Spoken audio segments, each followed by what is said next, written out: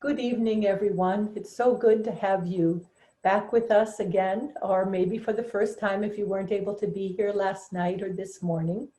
The reason that I had Jessica put up this photo with integrative intensive and welcome everything, push away nothing, is that this is a photo of our Zendo at Holy Wisdom Monastery during our retreats.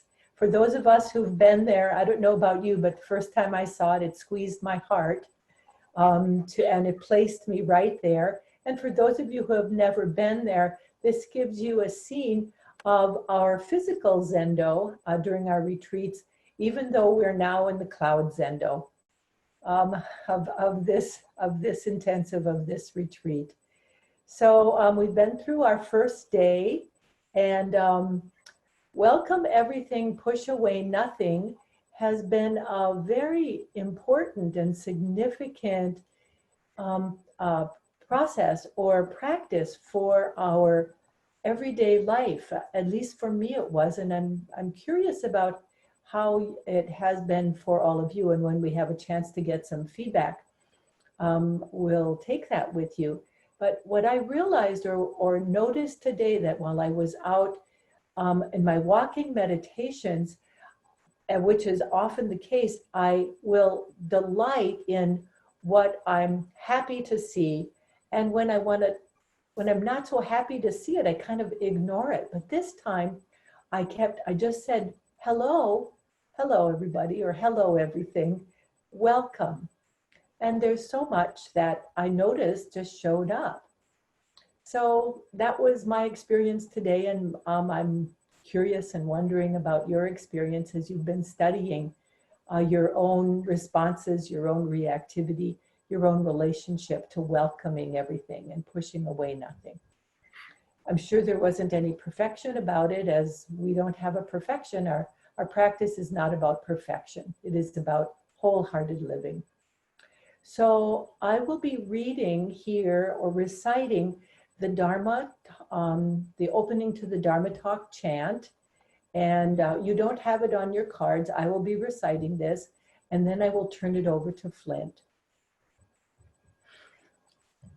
So in preparation for being receiving the Dharma talk, as Flint talked about last night, this is part of our form. So we're going to begin with a chant, and as Catherine offered to us last night, that there might be a form that you want to sit in or be in as you listen to the Dharma talk. So go ahead and take that form, and here is the chant. The Dharma is vast and subtle. We now have a chance to hear it, study it, and practice it. We vow to realize its true meaning.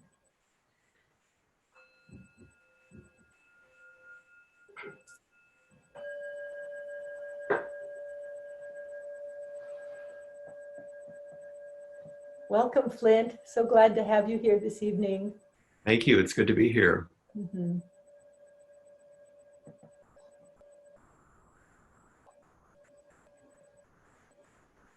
As Suzanne said, I hope that you've enjoyed our integrated intensive thus far. And we emphasize integration because it's the way in which we, rather than leaving our home or leaving everyday life, we practice with some focus and intensity in the morning, go about our day, and come back in the evening for more practice. So there's a holding, a bracketing of practice throughout the day. And it's a powerful way of maintaining practice as a way through each day, rather than necessarily leaving and going somewhere to practice. We're staying home and practicing quite deeply. The chant that we do, that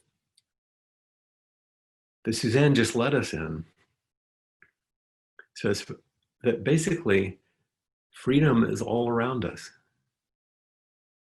if we are able to wake up to it. The Dharma is vast and subtle. It's vast, and yet it's subtle.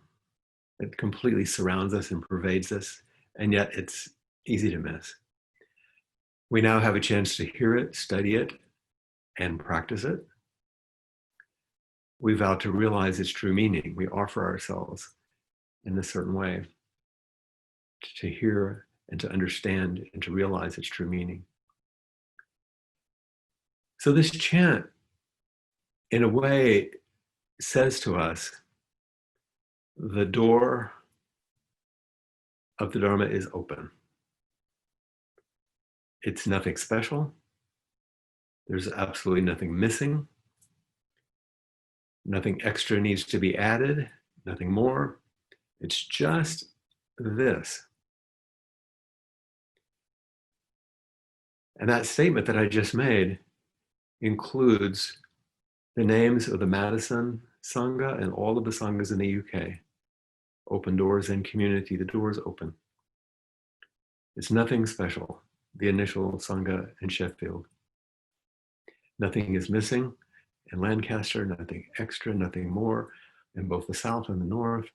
And all of that consortium of Sanghas in the UK is just this. So as we chant, we're not only opening the Dharma, but we're opening all the doorways to all of these practice centers. And I'll return to Austin, of course, in a moment. But first, yesterday I began in part with a letter that I had received from Robert Aitken Roshi 25 years ago. And I found also a small memory that speaks to this issue of remaining awake, realizing the Dharma is close at hand, and that we can touch it and we can know it intimately. He was returning home. Robert Aiken Roshi was returning home with his wife Anne once on the bus after a trip to Tokyo from Kamakura, where they were living in Japan at the time when he was training. He was training with Yamada Roshi, one of the great Japanese Zen masters of the 20th century. And Yamada Roshi was a layperson, like most of us. He was a businessman, and yet he was a towering figure in Zen and one of the great carriers of the lineage of the Sanbo Kyodan lineage in Kamakura. So one stop before his stop on the bus, Yamada Roshi comes up behind Robert Aiken at that time, claps him on the shoulder and says hello as he gets off the bus. Robert Aiken hadn't even recognized him in his blue suit coming home from the office. This great Zen master, his teacher, the person from whom he would receive Dharma transmission. How often, if we don't show up for each thing, as Suzanne was speaking, do we miss it? Something that's a great teacher, a great teaching right there, that we, even something we know or someone we know well, we could easily miss it. This kind hand on the shoulder is the acknowledgement of human existence. The generous expression and the extension is true friendship. And it's also a signal of loving kindness, which all in all is the embodiment of mindful, diligent care, which is actually the definition of appamada. On the bus between friends. And all of this opens. We realize the door is open. It's nothing special. It's everyday life. Nothing is missing. We needn't have anything extra. Nothing more can be added. It's just this mindful, diligent care.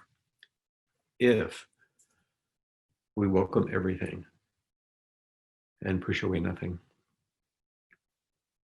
In the image that was on the screen when we began, there was a banner in the background, which was made by a number of the Sangha members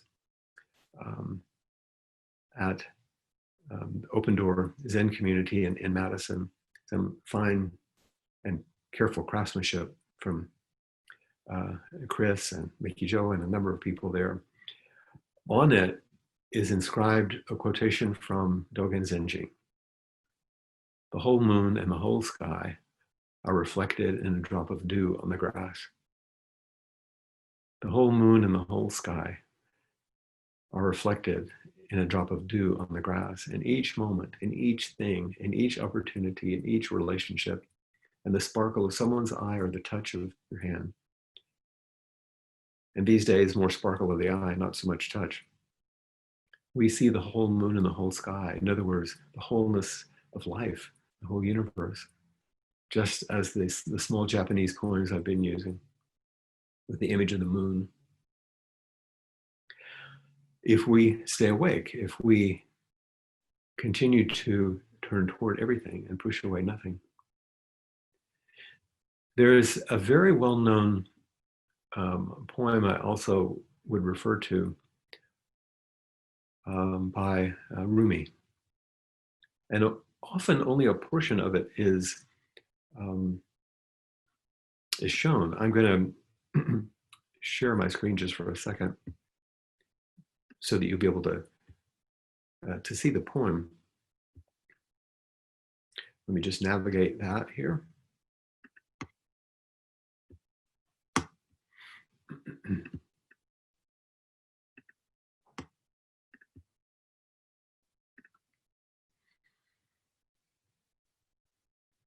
And here's the poem.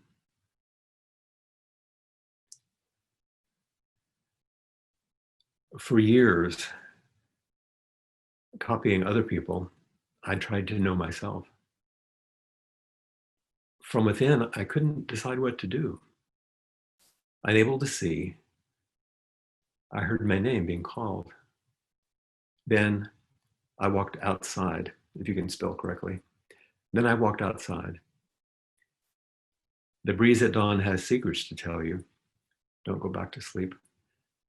You must ask for what you really want. Don't go back to sleep. People are going back and forth across the door sill where the two worlds touch. The door was round and open. Don't go back to sleep. How many of us would accord with that statement? For years, copying other people. For those of you that have a personality structure, maybe like me, I don't know, I've always tried to be a good boy and do the right thing and follow the rules, not so much of a rebel. Or trying to copy people, I tried to know myself, which is, of course, no way to know yourself. You can't know yourself by copying. You can try things on. And from within, going in, intellectually, conceptually, inside, I couldn't decide what to do. I've extracted myself from the context of life. Unable to see, blinded by that turn, I heard my name being called. I was actually being called back into life. Then I walked outside. Then I walked out into life and could feel the breeze at dawn has secrets to tell you. Don't go back to sleep.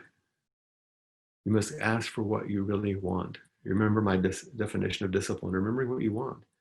You must discipline yourself to knowing what's most true and not going back to sleep.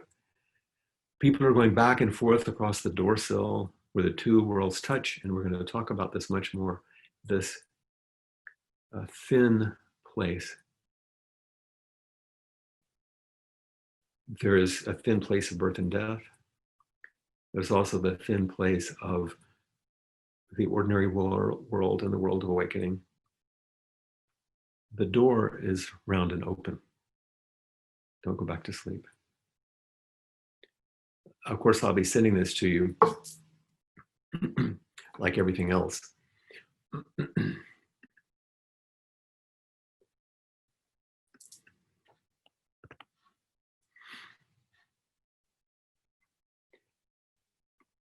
These kind of teachings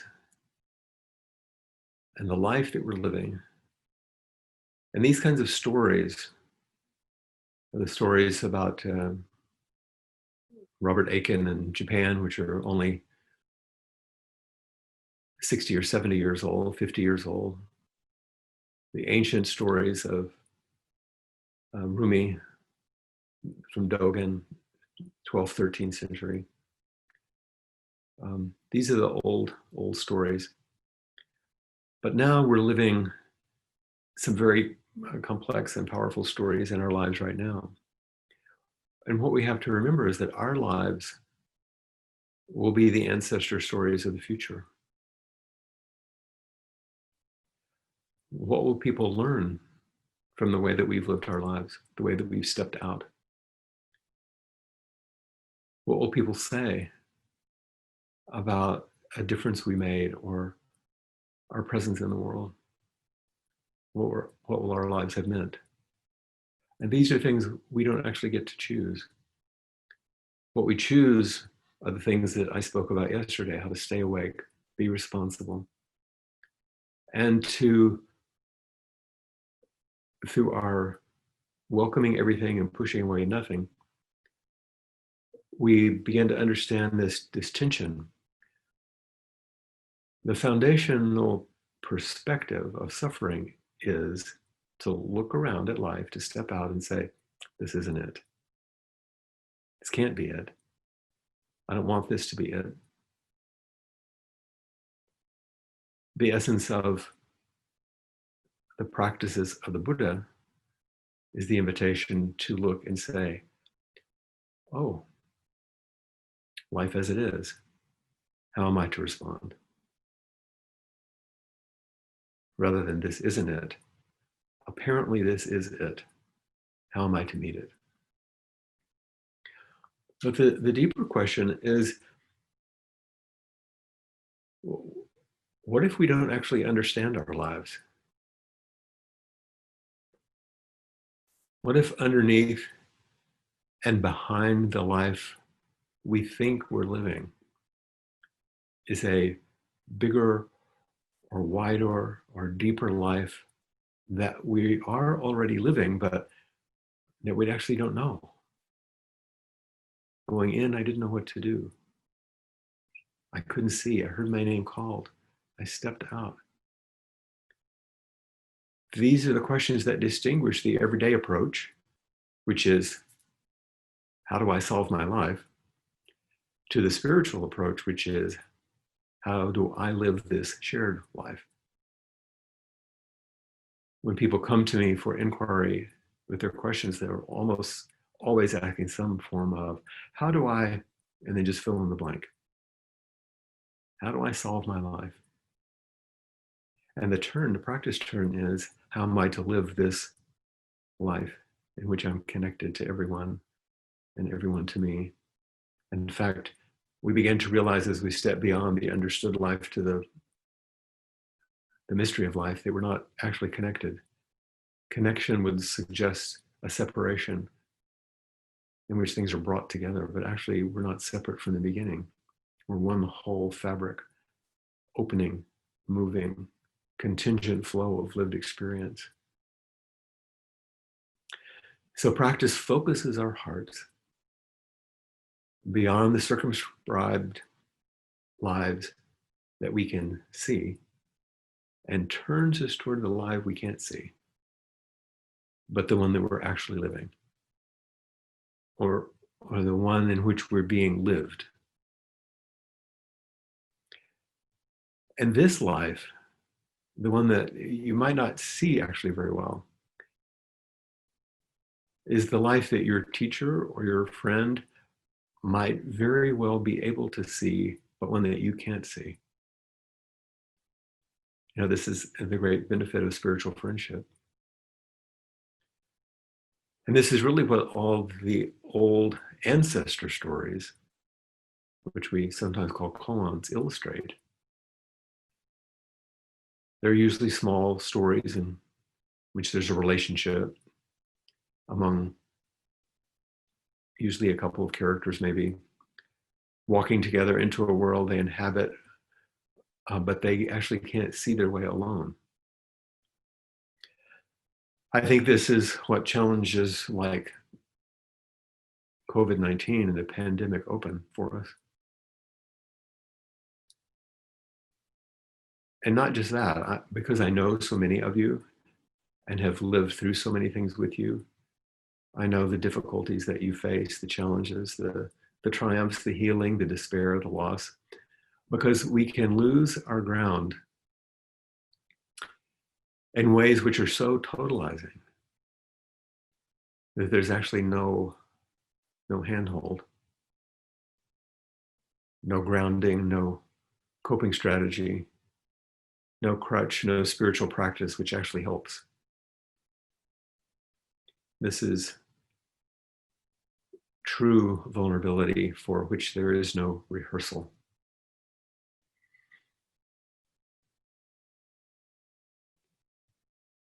From that place, we're not actually meant to understand all the stories of our lives or the ancient stories that we use in teaching in a conventional way. This is not what they're for. We let our practices and the old stories enter us and enter into all the misunderstood currents of our lives and our everyday habitual perspectives, so that these hidden parts of our lives will open up in a fresh and often startling way. And we see this beginning to happen. And some of what's opened is raw and difficult, and some of it is beautiful and fresh. Instead of trying to understand, in my talk on Wednesday night, I mentioned our addictions to explanation, prediction, and control. Instead of trying to understand, through practice, we marinate in these stories or are saturated by the stories. I'll return to it a bit later today, but when I mentioned the old story of the first Zen nun who became an abbess, Mugai Nyodai, in the 13th century, the nun with the bucket in the moon. I told the story, you read a piece of poetry, but then I left you with it. There is no explanation, there's no punchline. So we can keep working and we'll return to it. Our lives are stirred and they're affected by the immersion in our stories, in these stories, teaching stories, outside of conceptualization, outside of understanding or figuring it out. It's not necessary to understand everything for it to do its work on us. And most of us think, those of us that are overly educated, like myself, with too many degrees, I've always thought that understanding was the transformational turn. If I could just understand it, analyze it, figure it out, I would reach some place that would give me some freedom or some grounding and some sort of relief. But it's actually not the case. Intellectual understanding isn't the gold that we seek. Not the goal, but the gold. It's the mystery which shows us a different face and a new possibility. The old stories have always been offered with an assumption, by the way, that's important to remember. They were always offered to the listener, which were usually monks who were in training, who were already immersed in Zen life. In other words, they had regular meditation, a practice, they worked with a teacher, they lived in a community. And so in our group, I hope that as I reflect on these stories, which assists us in our welcoming everything, pushing nothing away, that we situate ourselves in our practice life, that these aren't things to reflect on in an ordinary way, but a way to take us beyond the ordinary. This whole retreat, I guess, in a way, almost every intensive is a lived, enacted koan, these perplexing and instructive stories. I don't know what will happen. I actually, in some ways, don't know what the purpose is or what we might get or where this will take us. But I am confident in the process, and this is what I've dedicated my life to immersing myself and inviting you to jump in with me.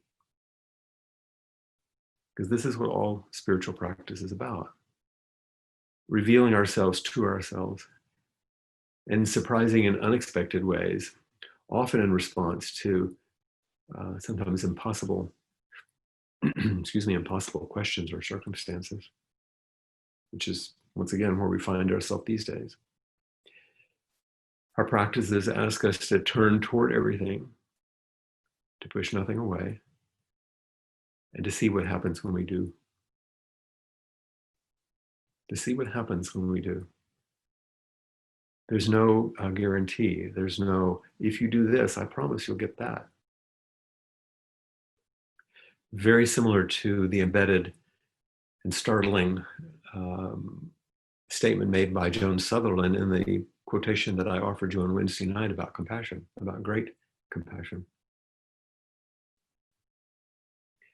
If you'll remember, she said, compassion isn't a commodity we deliver, but a commitment to help liberate the intimacy already inherent in any situation. Compassion isn't something you give out. You're not going to develop compassion, have it so you can do it. It's not that kind of skill. It's something that is an aspect of your own nature and the nature of each thing, which with commitment, that capacity grows, that capacity for liberation of the intimacy, the fullness, the wholeness that is already inherent in any situation. Remember, the door is open. It's nothing special. There's nothing missing. Just this, full of care, full of kindness, full of commitment to practice.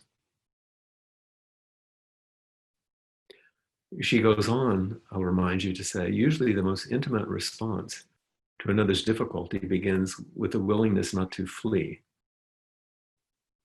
And there's the definition of compassion: meet suffering and not step away, not react. Fleeing can take the form of abandoning the situation or escaping into helping, into a whole constellation of ideas about what ought to happen.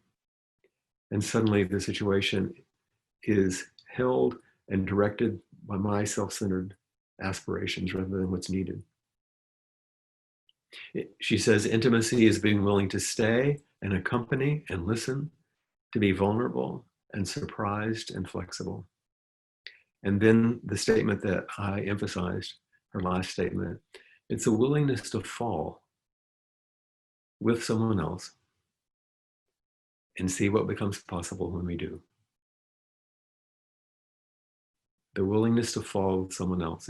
Isn't our job to make sure that we stay upright so that we can help? In the ordinary world, I think there's an advantage to that, and there's quite a utility in being helpful in that way. But we're talking about something beyond ordinary problem solving, beyond the how do I solve my life, is how do I live this shared life. The willingness to fall with someone, to go with them where you might not want to go. You've heard the cheeky statement that Ram Dass has made when he said our practice is about how to keep our hearts open in hell, how to accompany each other as we walk each other home. He said, there is a little figure. Some of you are familiar with the Buddhist image of Jizo Bodhisattva. It's a bodhisattva, in other words, an image of an awakened being who serves others. And this particular image, Jizo, protects children and mothers and travelers and all those who are vulnerable. And at Great Vow Monastery, where some of these images are made for sale, there are different, literal, there are ceramic or glazes that are used in one of them. The usual one has these beautiful blue robes on. There's another one that has green robes that you can get, which is about saving the earth, an important thing these days. But the third one, the robes are red, and on the edges they're black.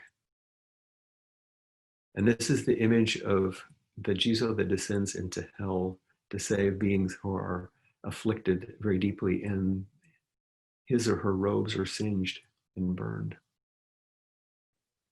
It's the willingness to fall with someone else and see what becomes possible when we do.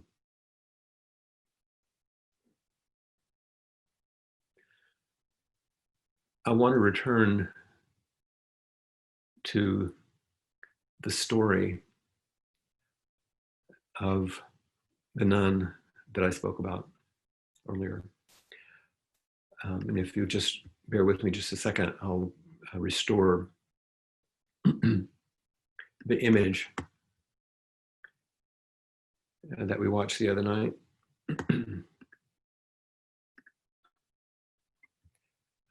About the nun.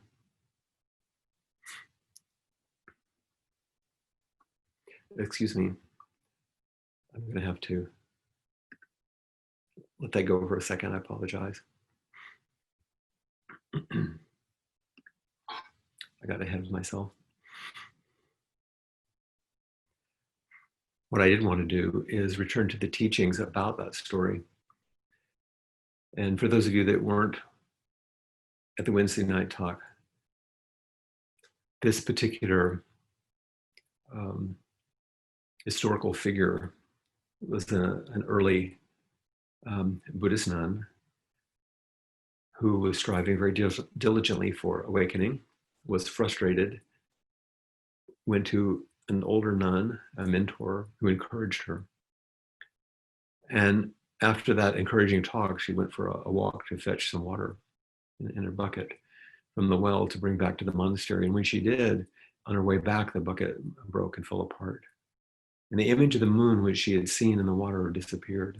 It was a moment that allowed her to have some awakening. That's the image I wanted to show you. So I'm going to return to that just for a second.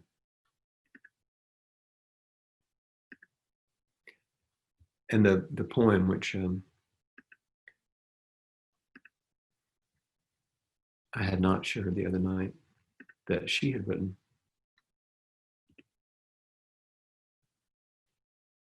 The translation: in this way and that I tried to save the old pail. Since the bamboo strip was weakening and about to break, until at last the bottom fell out. No more water in the pail, no more moon in the water. And then I read the poem that Trudy Johnson had shared with us, of her own response to this koan. But right now, I want to read a little more of her teachings. I'll remind you that Trudy is the current head student serving all of the UK Sanghas, but she's his student in Lancaster and the Nothing Missing Sangha there. She wrote to me, I love the way that a koan can sit in the back burner part of your mind and how the different aspects of it can come forward and talk to you. What has most come forward to me is the effort she makes. She's talking about this nun. The effort she makes, the effort to achieve enlightenment, the effort to hold the ailing bucket together so that she can keep carrying out her tasks. Her sincere effort leads to disillusionment and despair. A few kind words reinvigorate her. But it's in the ordinariness of her service and in the failing of the faithful vessel that she is patched and mended, It's in letting go and breaking that she sees the true moon. I was impressed with this teaching because it speaks to the sincere effort in carrying out her everyday tasks. And this is central in our integrated intensive. We're attempting to find a way to shop, find a way to care for children, older people, finding a way to clean and to keep ourselves going in a time when things are so limited and difficult. Holding our ailing buckets together so we can keep carrying out our tasks.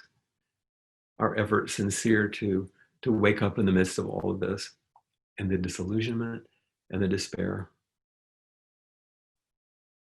And sometimes we come together and we reinvigorate each other with a few kind words. But it's in the ordinariness of our everyday life, of our social distancing, our washing our hands one more time and wearing the mask another time. And in the failing of the faithful vessel that she's patched and mended of all of our attempts to manage, and the letting go, something else can flood in. David White, in speaking about vulnerability, says, the only choice we have as we mature, and I'll stop there, we have a lot of choices. Not all of them are mature. The only choice we have as we mature is how we inhabit our vulnerability, how we become larger and more courageous and more compassionate through our intimacy with disappearance. Our choice is to inhabit vulnerability as generous citizens of loss, robustly and fully, or conversely, as misers and complainers, reluctant and fearful, always at the gates of existence, but never bravely and completely attempting to enter, never wanting to risk ourselves, never walking fully through the door. This is our choice. I can see how, and this is Trudy once again, I can see how it's often our most sincere striving that actually traps us into thinking we're looking at the moon when it's such a small part of what is possible. We work really, for me, I work really hard in practice, often striving what we think is the essence. And the harder we try, the more we contract and the smaller things get. I was listening to Richard Rohr recently speak about, in theistic terms, some aspects of Christianity. And he said, most people's aspects of God make God so small. Trudy goes on, she says, the current pandemic has probably made many of us come closer to our vulnerability, to what we can't do, either on a personal level or a national or global level. We may all be trying to hold things which are dear to us together and are feeling the enormous strain of that. Or maybe we've also been putting things down, letting them go, as the impossibility of it all dawns on us. She continues just a little bit more. I can see how the impossible vows invite us into our vulnerability and failure. And the impossible vows are true vows. My comment. For example, the Bodhisattva vow, which we chant at the end of the Dharma talk. Beings are numberless, I vow to free them. An impossible endeavor. Beings are numberless, I vow to protect them from COVID-19. It's not possible. Delusions are inexhaustible, almost like freeing everyone is a delusion. It's inexhaustible, I vow to end them all. Dharma gates, openings for practice are boundless, I vow to enter every one of them. And Buddha's way is unsurpassable, and yet I will embody it. These impossible tasks. So Trudy says, I can see how the impossible vows invite us into our vulnerability and failure. I can see how it's being invited to cross the threshold of what we fear or feel we can't accomplish. that we have to embrace, that we can't hold everything together. It is through our limitations that we cross the threshold. It's in the failing, the breaking of the bucket, that the moon is free to be fully seen. I thought this was a gorgeous bit of reflection. It actually is a reflection of the Buddha's own awakening. He was a sincere and dedicated young man and then a monk. He did what his teachers asked him to do. He was apparently extremely good at it. He practiced all the yogic practices of the day, all the meditations, and succeeded in them remarkably. And none of them answered his question about suffering and the end of suffering. It was a complete failure. And in response to that failure, he sat down under a tree and dedicated himself to sitting there until he crossed that threshold. He opened to what that failure made possible. He accompanied himself and all beings in the falling. And that was the circumstance of his awakening. Then he had to use the only thing that was left to him, his own life, his own heart and mind, which is exactly what we do in our integrated intensive. And what all these beautiful stories and difficult stories are about, both the ancient ones and our current ones. After these reflections in this writing, Trudy offered her poem, which I read the other day, and I'll send it to you so you'll have a copy of it. And then she added a postscript, a personal one, a short line, which I'll go ahead and share with you. Because the end of her longer letter with all of these reflections in her poetry was a bit of gratitude, which I would say for my teachers. If the final statement was, thank you for supporting me to fail.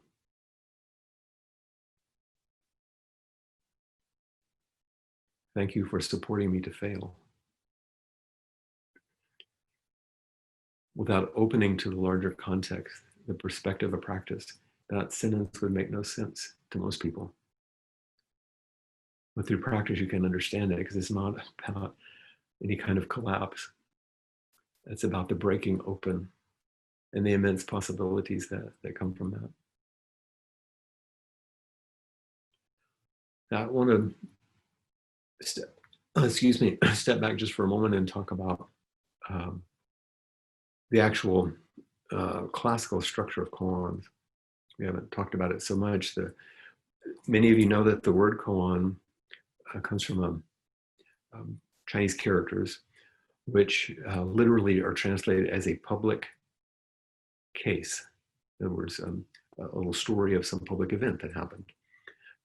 In the collections of koans from China and Japan, they're often vignettes of interactions between a teacher and a student, but sometimes they're just a sentence, a small statement, sometimes a longer story.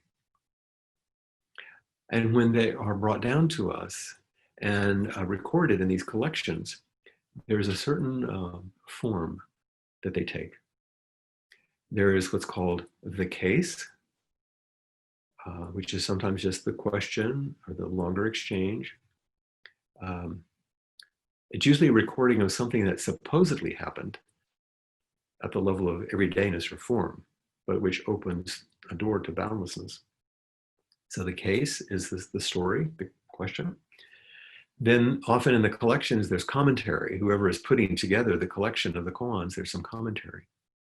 A teacher reflects on the story or the question in order to inspire or challenge whoever is sitting with the koan.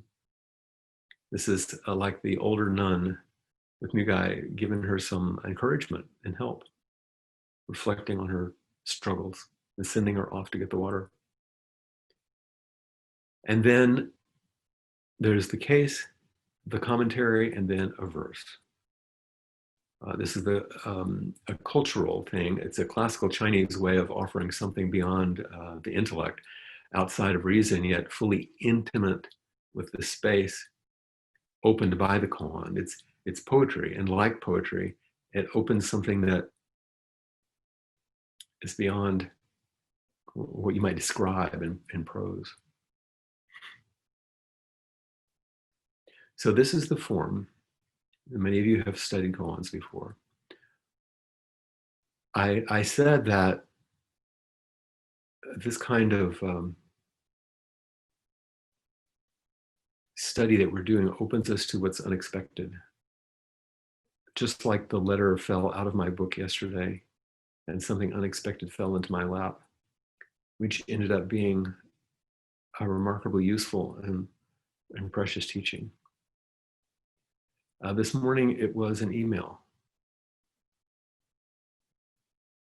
I woke and immediately looked at messages because some of you know my father's been sick. And so I decided from the experience I had this morning to write the morning koan. So once again, if you will excuse me while I make the sharing here.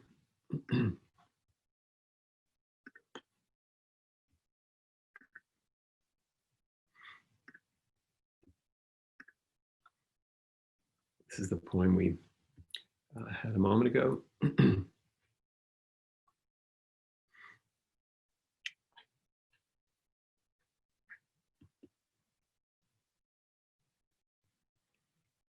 a picture of my father resting in his chair a couple of years ago, probably. Here's the case for the morning koan.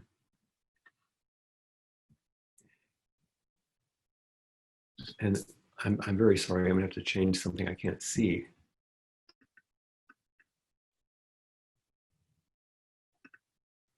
And I would like to be able to see what I'm doing. The case comes from the email from my sister. There was a change overnight. The nurse is coming sometime around noon Central Time. I'll call you when she's checked him out. Just after midnight, he started talking out loud and did so on and off all night. I was in my room, so I couldn't really understand much. Mostly it didn't make any sense. Now he can't talk and is breathing about half the time. 30 seconds, breath. 35, no breath. Mom is holding his hand. This is the case. My commentary. First it was, I want to go home. Now it is, I'm never leaving. Coming and going get confused. Or is it just us? To which home do we return? From where do we never leave? Coming and going move on their own without the need for our commentary. If we can't understand this, the heartbreak will be for naught.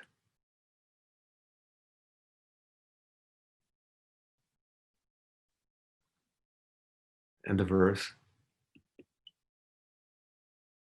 son or father, boy or man, so much effort to make a life. Without clinging, there's freedom to burn cleanly. Otherwise, only smoldering smoke and ash.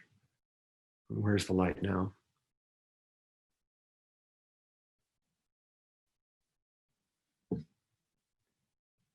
So I'm going to return just a bit.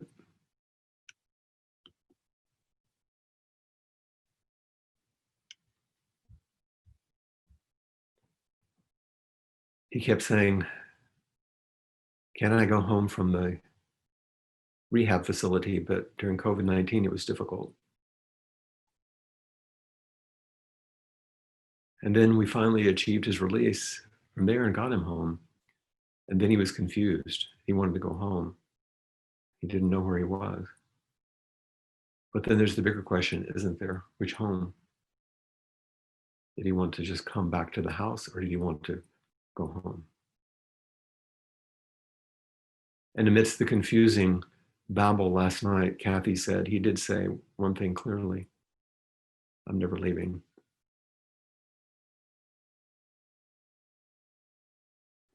never getting out of the bed, never leaving the house again alive, not walking?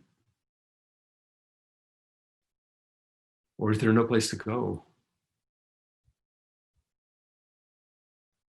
Coming and going, get confused? Or is it just our ideas? Where do we return? From whence we never leave? Our commentary has no bearing on it, really. And if we can understand this, all the suffering's for no good.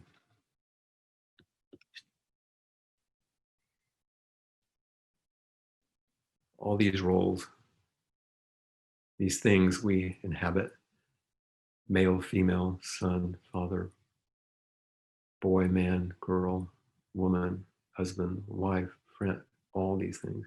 So much effort. We try to keep the bucket together so we can see the moon. But without clinging, we're free to burn our life out completely. Otherwise, there's so much smoldering smoke and ash. And where's the light then? Where's the light?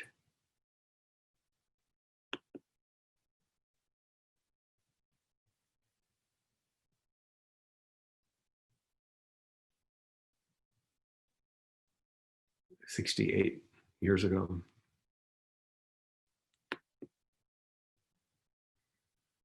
40 years ago,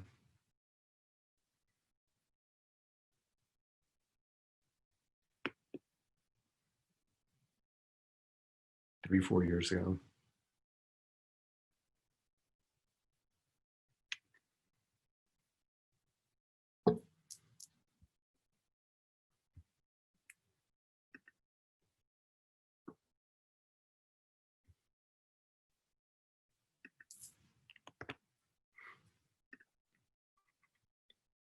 So that's my morning koan.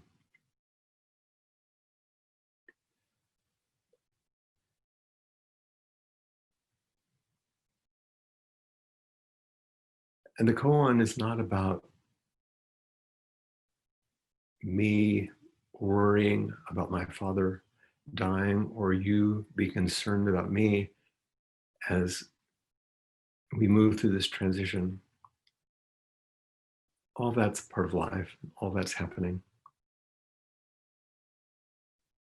And it calls forward the question, am I willing to welcome everything? Are you willing to welcome everything? This is just one story, but it's everyone's story. It's what's happening now, all over the world. We welcome it, push nothing away, and instead of trying to solve our lives, learn how to live our shared life in a wholesome way that's kind, that leaves nothing out. I've asked Suzanne if she might join me for a few minutes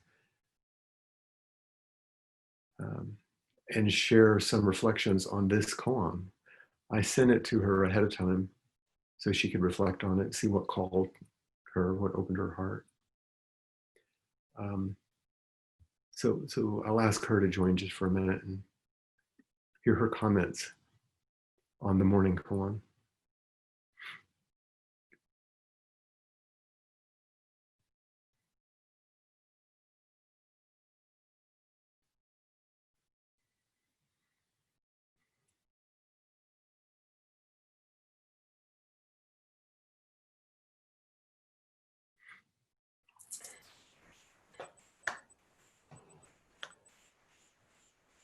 Wow, Flint, for your generosity in sharing this personal story but as a teaching for all of us.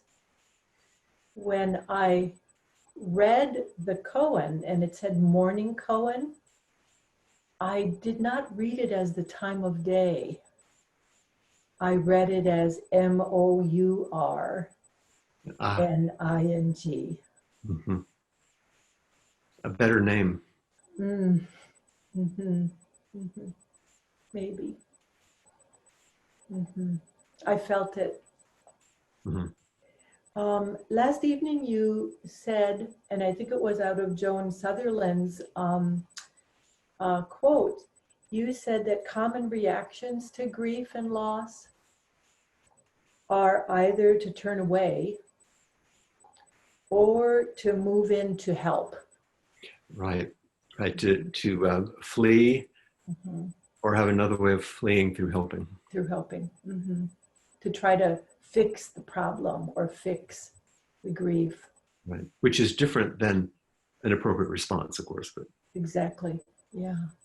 And of course, neither of them are of any benefit if we want to be free to meet the intimacy of the situation and the circumstance.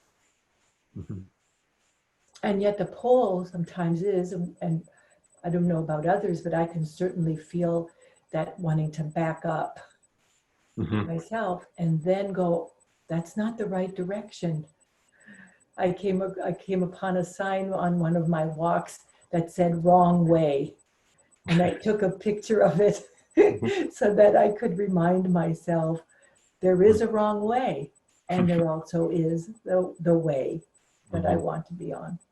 Including not to flee from that part of you that wants to flee. Yes, exactly. To hold her real tenderly and say, it's Mhm. okay. It's okay. There's no perfection about this. Mhm. That's just how I'm wired, or, as human beings, we're wired, of course. Yeah. What came to mind when in my first reading of your koan was the end of a poem by Marie Howe Mhm. in her book What the Living Do, about her brother's death. Her brother who was 28 years old, dying of AIDS, and she cared for him. And in the poem, at the end of the poem, she says, he said to me, I'm going to be dying soon. And I said, I know. And he said, no, you don't. And I said, yes, I do. And he said, no, you don't. You think it's about me. And it's about you. You don't know that you'll be dying too. And I've always been struck by that poem, by those lines, The that last time. yes, yes. And that to come, um, I could feel that the urge to help is the turning away from my own death, Mhm. or that awareness. If I could just do something, maybe I could avoid something. Yeah. Mhm. And this is close for you. Yes, it is. I don't mean death. I just mean these issues. These issues. And as it happens, Flint, today I received an email from my brother, and who's his wife, my dear sister-in-law. Her only sister died last night of COVID-19. Oh my goodness. In fact, I read that email right after I read your koan. Go on. We're in it, aren't we? We're in it. And in the letter, my brother described that his sister-in-law's 3 children, they wanted to say goodbye to her. She was in the hospital. And so the staff put on every protective device, every protective garb they could, so they could go into the room, which touched me deeply because I know how many people are dying without their loved ones and how many loved ones are not able to be there like you. Well, they got to put on their robes. They got to put on their robes and go say goodbye to their mother. Yeah. Yes. So a couple of other poems. You've been always so generous in giving poems, and you've really massaged in me the love of poetry.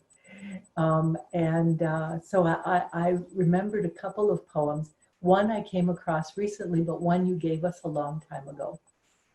And so I want to offer these to you and to everybody here with us today. This is William Stafford's The Way It Is. Oh, yes. Mm-hmm.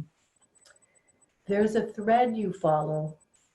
It goes among things that change, but it doesn't change. People wonder about what you are pursuing. You have to explain about the thread, but it is hard for others to see. While you hold it, you can't get lost. Tragedies happen. People get hurt or die, and you suffer, and we all get old. Nothing you do can stop time's unfolding. You don't ever let go of the thread.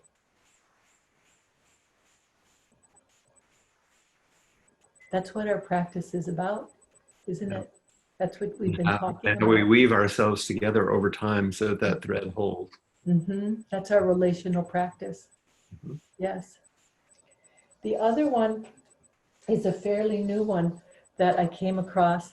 And I thought about it because of all the images you gave us last night of the horizons, of the sky, and encouraging us to drop all the horizons.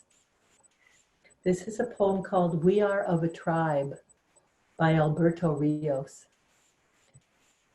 We plant seeds in the ground and dreams in the sky, hoping that someday the roots of one will meet the upstretched limbs of the other.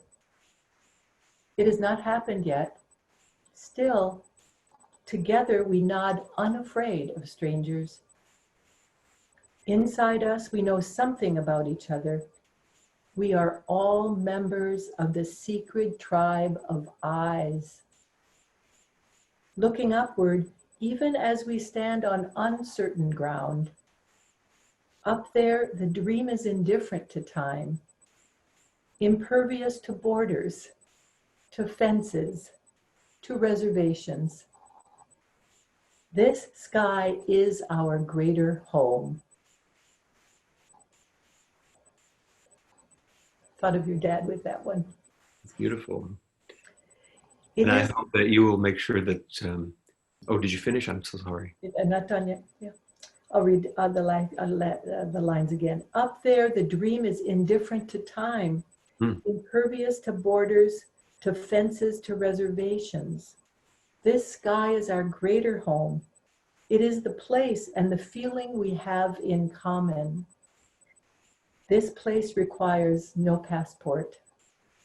The sky will not be fenced. Traveler, look up. Stay a while. Know that you always have a home here.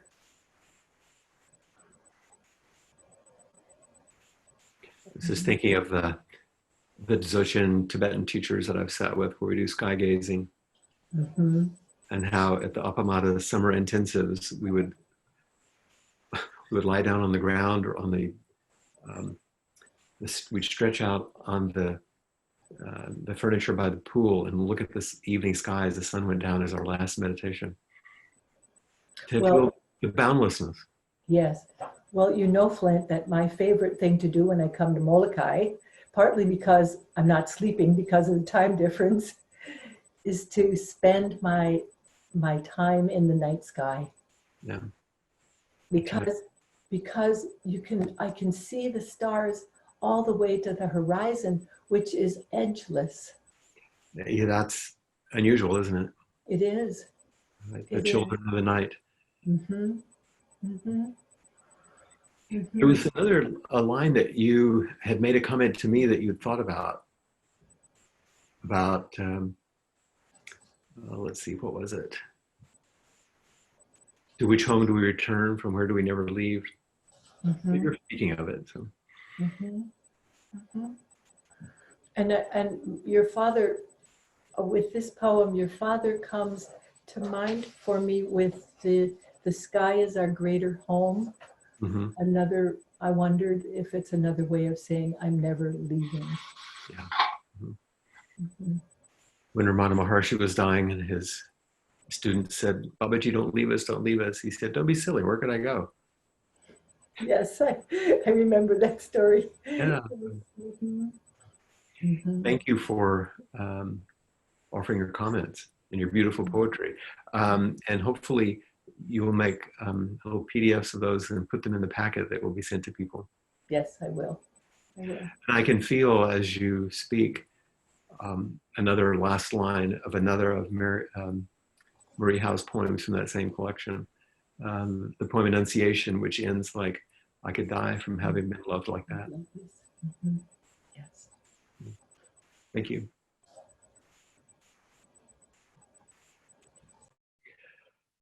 It's, as you might imagine, it's been a bit of an unusual day for me, preparing and working and speaking to family and nurses and others. So I don't have more prepared for the remainder of our time. I'd be happy if you'd like to raise your hand. If there's anyone who has a question or something you'd like to explore a little bit further, we'll have some time tomorrow for inquiry, but if there are questions after these first two talks and what's going on. It's not a, I wouldn't invite this as a time for public condolence about my own personal situation. That's not really the issue. Who knows how long this will be going on. But if you have questions that you'd like to speak about right now, please let me know. I'd be happy to receive them. So I'll let the moderator receive. If you'd like to click raise your hand, you'll be put in a line so we can speak.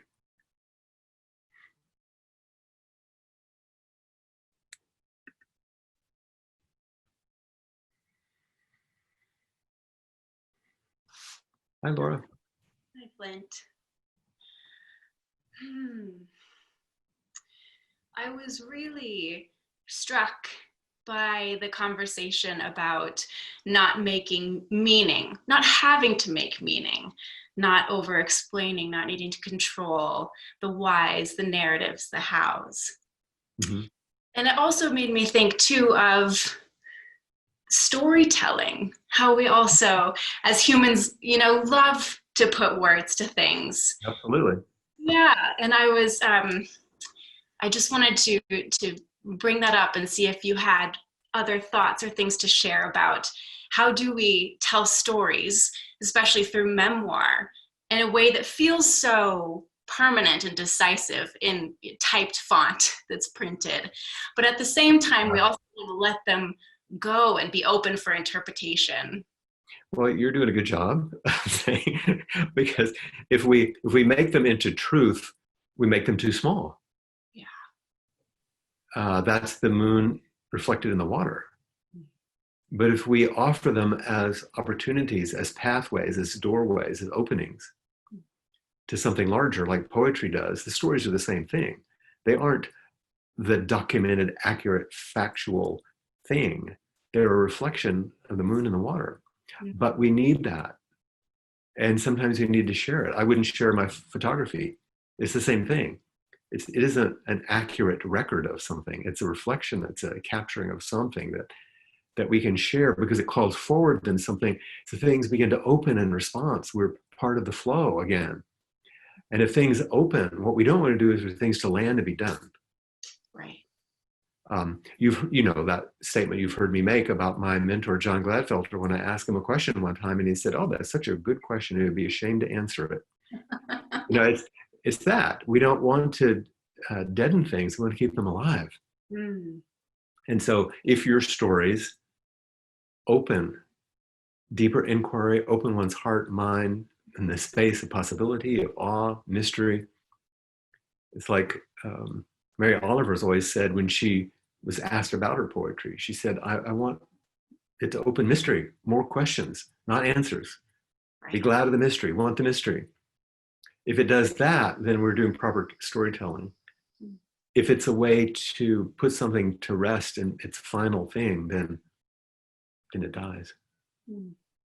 I wonder too if that compulsion for humans to create art is that desire to sort of be in that struggle of the fact that mediums of art are also sort of limited. Words are limited.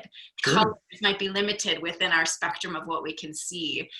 But there's something too that we constantly hunger for wanting to capture the questions and let them evolve, but always feeling like it's never quite satisfying. But that which is limited can sometimes point to and connect with something that is unlimited. And then it's good art. Then it's not just some graphic representation or some sound or some whatever, because it's what it opens. Yeah. Thank you so much. Thank you, Flint. Mm-hmm.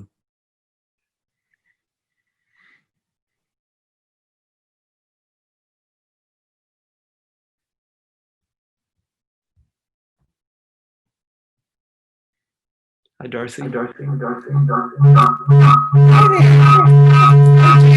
Something's happening.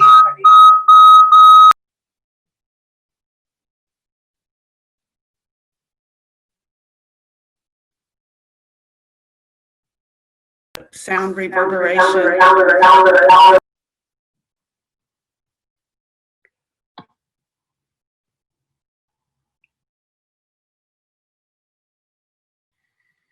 So since we're unable to hear you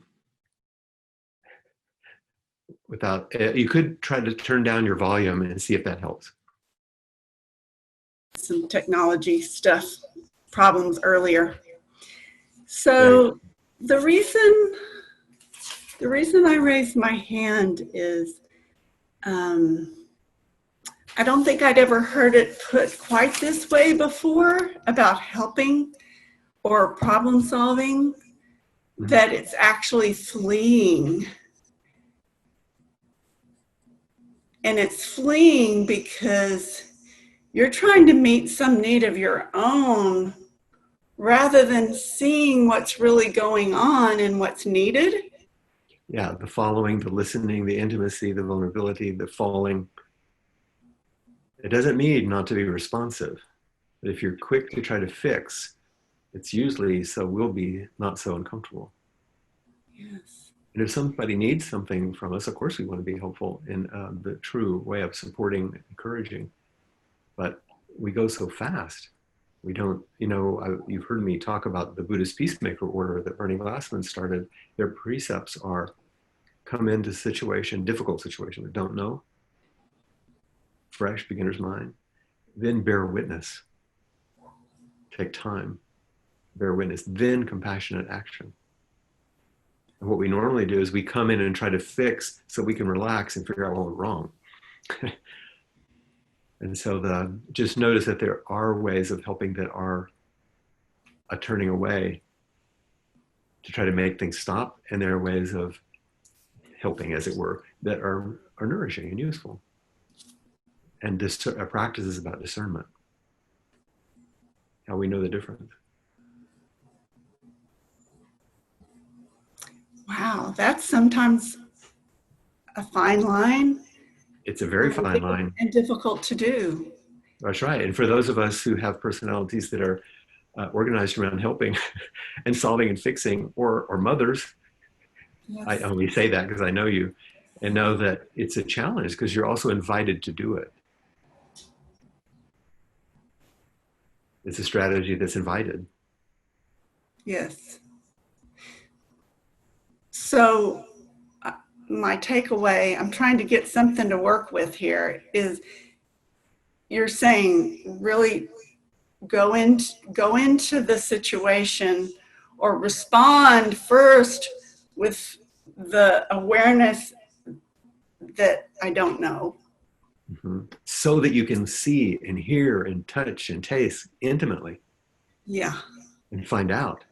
Like what happens, because I know that you're an artist, what happens when you have a blank piece of paper in front of you? Yeah. If you have it all planned out, how does it go? It's right. And especially with something like watercolors like you do, oh my God, you can't control them exactly. No. No. You're not responsive. You're not being responsive. Right. And that's what we're talking about. Okay. Okay. That's really helpful. Good. Good. I'm glad you got the echo stuff. That's really important. We got to talk. Thank you. Bye-bye. Bye.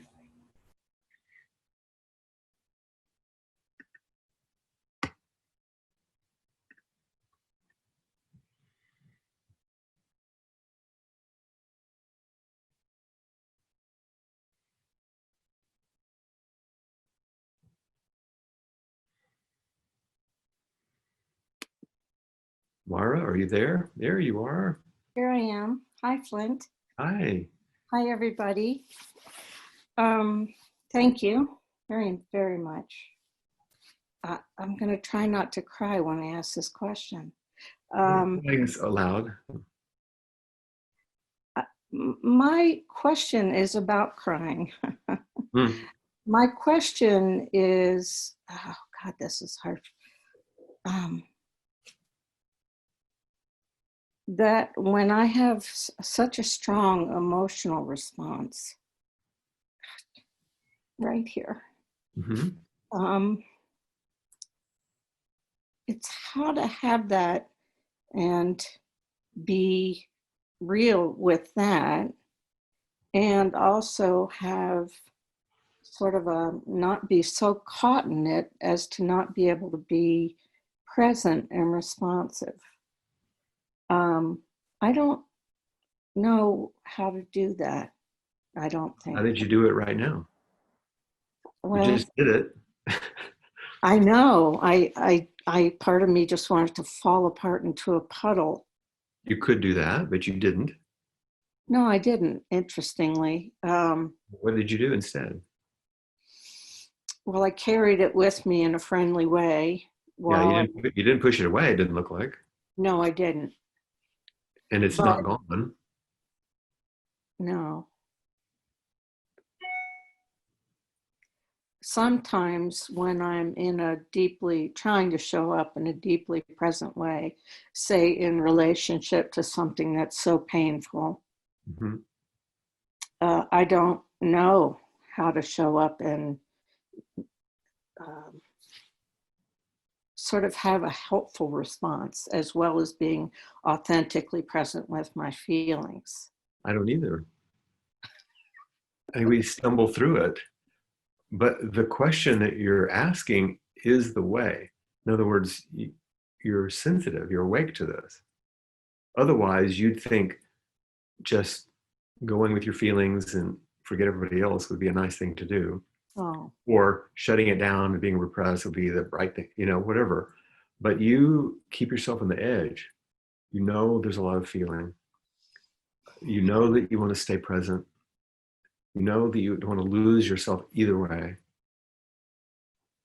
But you're also staying connected with me. And that's, you don't have to do this alone. Part of it has to do with in the situation and whoever you're with is to stay with them enough so you don't lose yourself in you. It's like in that poem, it said, when I went inside, I didn't know what work to do, but I stepped outside. And we can cry together and we can solve problems together and we can do a lot of things together and just navigate the whole course. There's not one way. And do you know about that feeling of being afraid of being overwhelmed by feeling, and that sort of big wave will wash you away and you won't be able to? Yeah. I don't know. But have you ever been washed away and never returned? No. No, you've always returned. Right. But you may have stronger, what we call them here in Hawaii, they give us the weather report, but they also talk about the swell report on the ocean, how big the waves are going to be. Oh, there's a big northwest swell. It will come in 2 days and the waves will be 20 feet.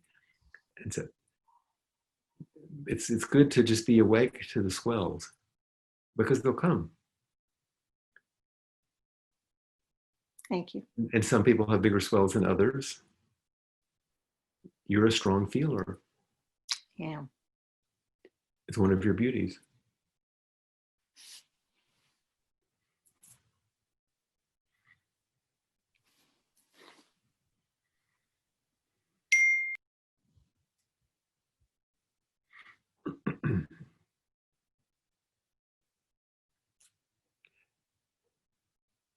We may have time for at least one more. Sasha.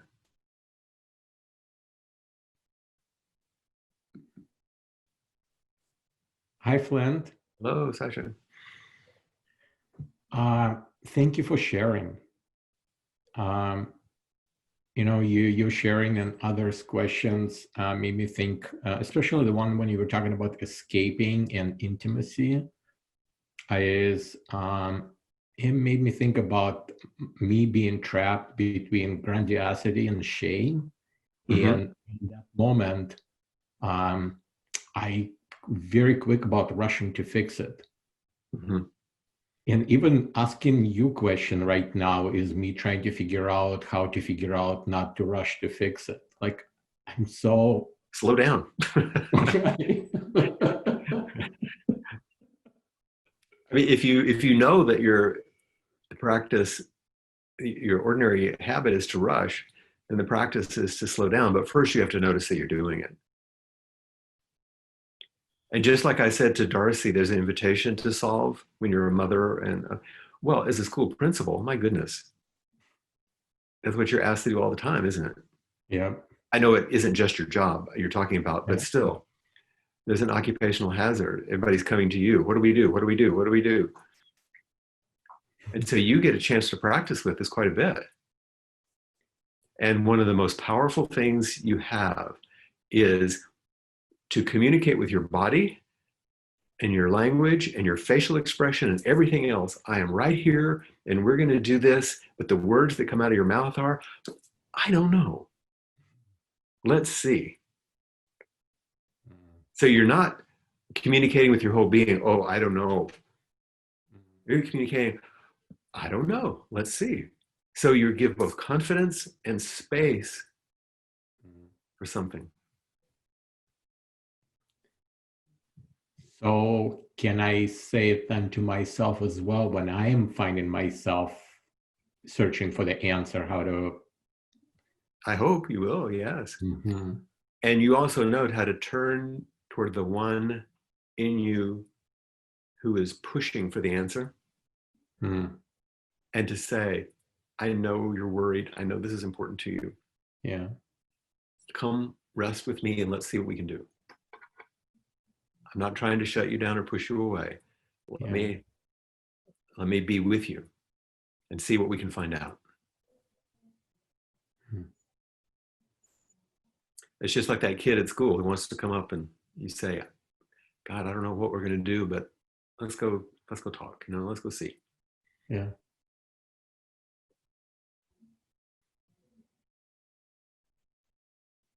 Thank you. Thank you. Yes. Now, there may be a couple of people still with their hands up, I'm afraid. But I also see that we're at just 2 minutes from the end of our time. And I think it's important for us to do our final chant and complete for the day. And tomorrow we'll have more time for inquiry, more time for opening these kinds of questions up deeply after these first 2 days of talks. So I hope that's okay. So Suzanne, do you want to return for our final, or I can lead it if you'd like.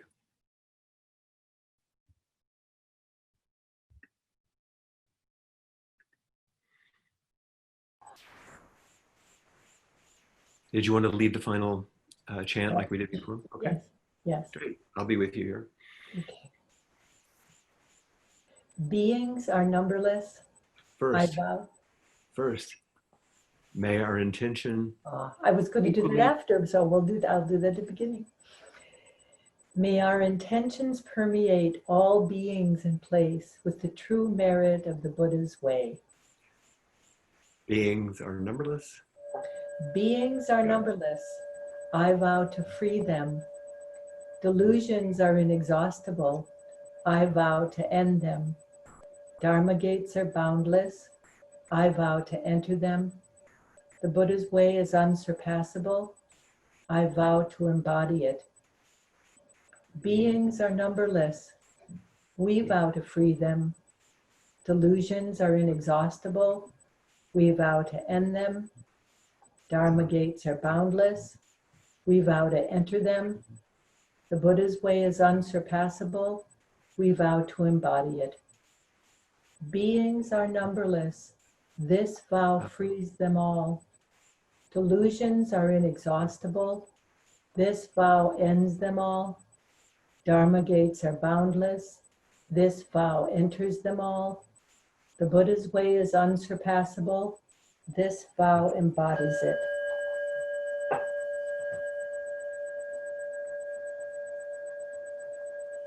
Thank you.